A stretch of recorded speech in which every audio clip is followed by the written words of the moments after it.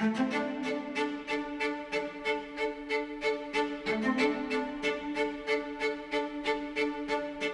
célèbre sénateur et historien romain Caton avait pour habitude, chaque fois qu'il montait à la tribune du Sénat romain pour prononcer un discours, de lancer un avertissement aux Romains.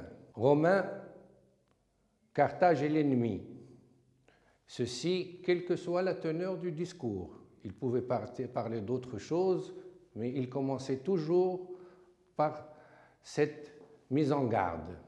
Ce syndrome de l'ennemi nécessaire semble avoir été contracté, si on peut parler comme ça, par nos voisins de l'Est et aussi par une certaine élite de nos voisins du Nord, nostalgiques d'une époque révolue pour l'Espagne.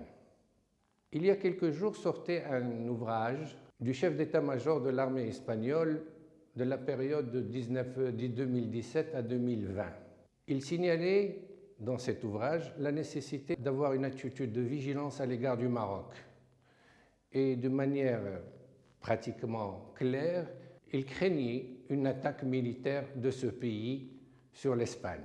Il a trouvé quand même un autre expert universitaire pour lui rappeler que de toute façon, il était un peu probable que cela puisse se passer dans la mesure où, pour pouvoir attaquer l'Espagne, le Maroc devait prendre l'autorisation des États-Unis d'Amérique.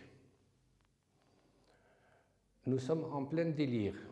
Non pas que je puisse écarter cette éventualité par nécessité, par opportunité, oui.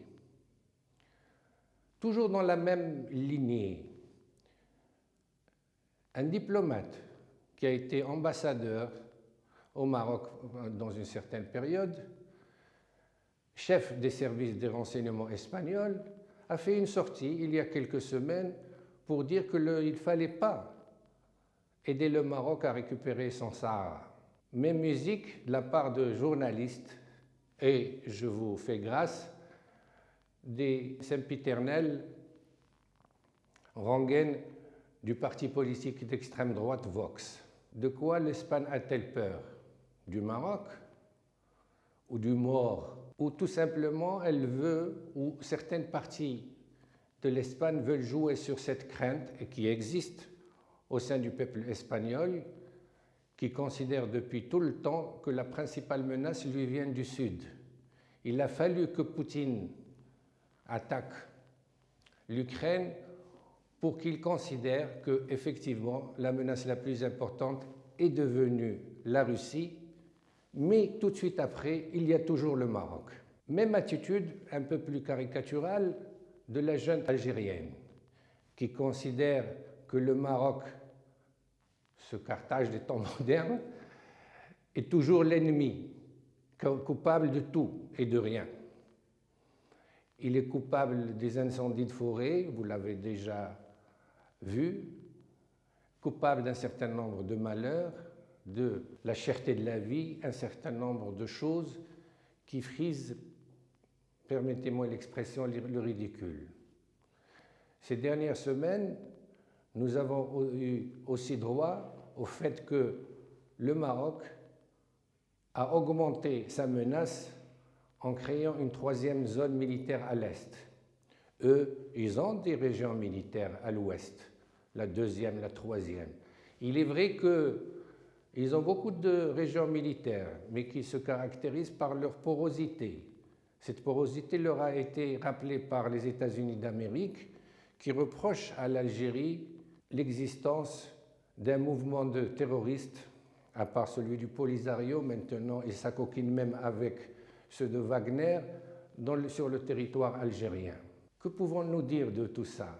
Il y a aussi, bien sûr, le fait que notre relation renouvelée avec l'État d'Israël est pour cette gente l'occasion de dire que probablement cet État va déplacer son armée et la mettre à la disposition du Maroc. Plus c'est gros, plus ça passe. Évidemment, l'objectif étant de créer un lien de peur de rapprochement avec la junte dirigeante pour l'Algérie, un lien de peur et de rejet de l'autre pour un certain nombre d'intellectuels espagnols liés, comme je l'ai dit, à un passé bien connu. Devant cette situation où nous sommes devant un voisin de l'Est belliciste, un voisin du Nord, lui aussi d'une certaine manière belliciste, le Maroc, je serais tenté de dire qu'il est bien dans sa peau, dans la mesure où il est habitué à cette insularité factice qu'ont voulu créer ces deux entités dans l'histoire. Déjà, Ahmed el-Mansour, à la fin du XVIe siècle, avait trouvé une ouverture en allant vers le sud. Le sultan Mohammed ibn Abdallah avait ouvert le commerce du Maroc à l'Atlantique et reconnu les États-Unis d'Amérique. D'une manière plus proche, nous avons, sous le règne actuel de Mohammed VI, reconquis notre espace méditerranéen et rétabli nos relations avec l'Afrique.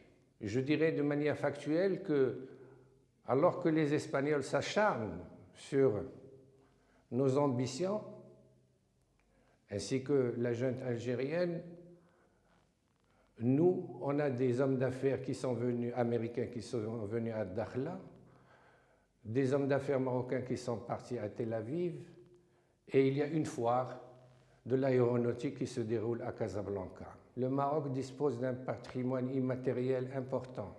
C'est ce qui lui permet d'envisager l'avenir avec sérénité et optimisme.